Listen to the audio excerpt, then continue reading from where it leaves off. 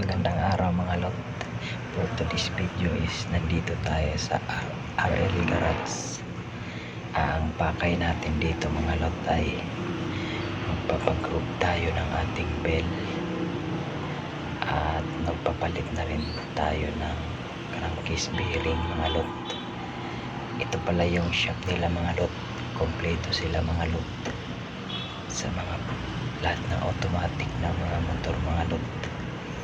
Dito lang yan mga lot sa Honorio Lopez Balutondo, Manila mga lot. Mura lang ang singil nila dito mga lot sa pagpag-group mga lot. 500 lang mga lot. Kaya kung gusto nyo din mga lot, bisitahin nyo lang ang kanilang shop. At marami kayong magugustuhan mga parts dito mga lot. Ayan na mga lot, sinasalang na ang ating bell sa turnuhan mga lot.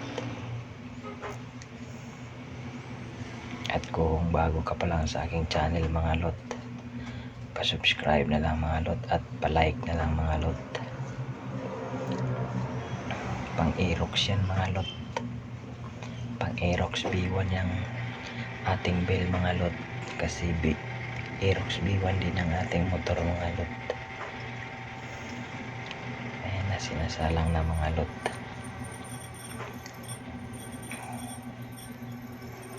Baka nagtataka kayo kung ano yung lot, kabaliktaran ng tol,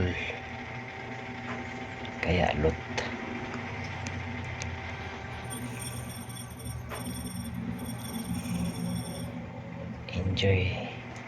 Enjoy lang sa panonood mga lot hanggang sa dulo mga lot.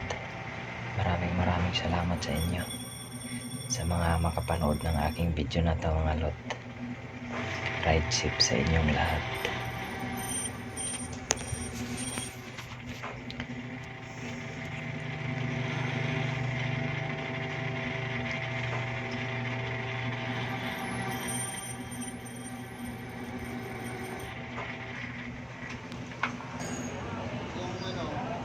Ayan ang mga lot, ang finished product mga lot. Para kumapit sa clutch. Kinat ko na lang yun mga lot kasi medyo matagal eh. Kaya ayan na mga lot, yan na yung finished product niya. Ang ganda mga lot, ang pino ng loob mga lot. Yan, at ipapakabit natin yan dyan mga lot. Ayan na. K4.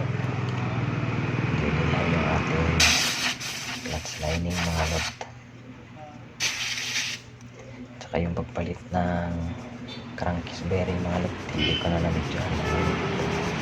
Bali basic lang natin mga lot. Sir, dito nakapunta dito na tatlo. Oo, dito na yun. Impanta. Sa Impanta, oo. Nainit ko lang kasi dito na sumpong. Kabiyak tayo. Meron na kasi mag-ride. Daming tulong. Dakulit ko kasi yung minor binabago. Meron pa rin mataas. Saan ko bukas na para matignan ha? Medyo matang oras ka. Aga. Kapon, mas maga na lang.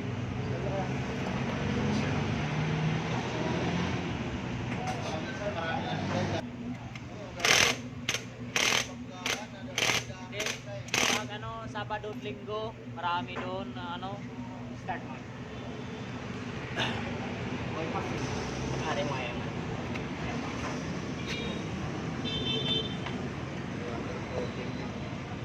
Wala rin naman kwenta yun. Wala rin ha. Hindi rin talaga. Hindi naman na yun eh. Kahit may gasket yan eh, may mga butas naman dito sa gilid eh. Ito, pasok pa rin. Ano na yung palang protection yan. Ginagamit lang to kunyari na Para siguro din siya mag silbi lang nito. Para pang-pair na lang siya. Silbi nito pagka nagre-racing parts ka yung kunyari. Dadagdag ka ng mga washer. Lumalabas kasi itong drive case. So, pag nilagyan ng washer, pagtapos tinanggal mo yun, sasaya dito. Sasaya dun sa crankcase.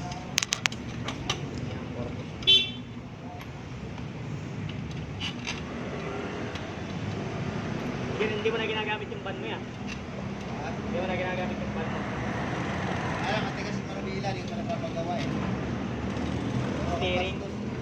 Nire-repair ni Biko dahil kung yan yung gano'n. Single pa sa akin, 7.5. Hindi naman, mabalik lang din. Kasi ano niya eh, dapat palitan na niya eh.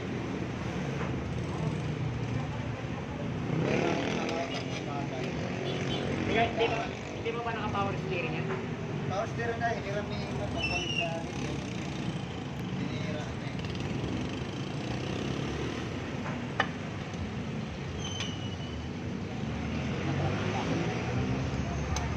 Minsan ang dami yun. So, parang, wala na parang medyo bilang. Nung bumaha dito, marami bang nagpapaano ng ano, nalubog? Tambak yun. Pero wala namang magiging problema. Pagkaayos mo. Pagka napasok ng tubig yung makina mo, huwag mo lang paandarin. Pero lang. Hindi, ano yung over, anong gagawin, change wheel ano? Pagka na pinasok ng tubig, ano lang, flashing. Kailangan mo lang yung flashing.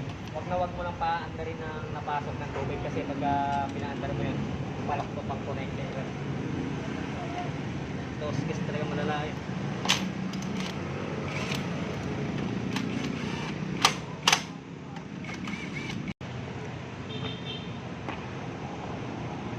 Wala.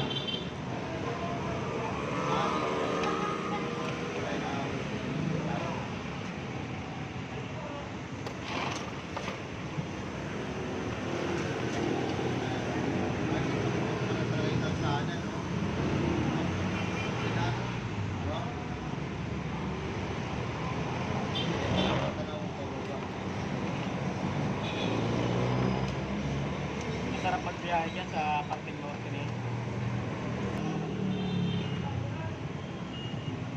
Mga dorm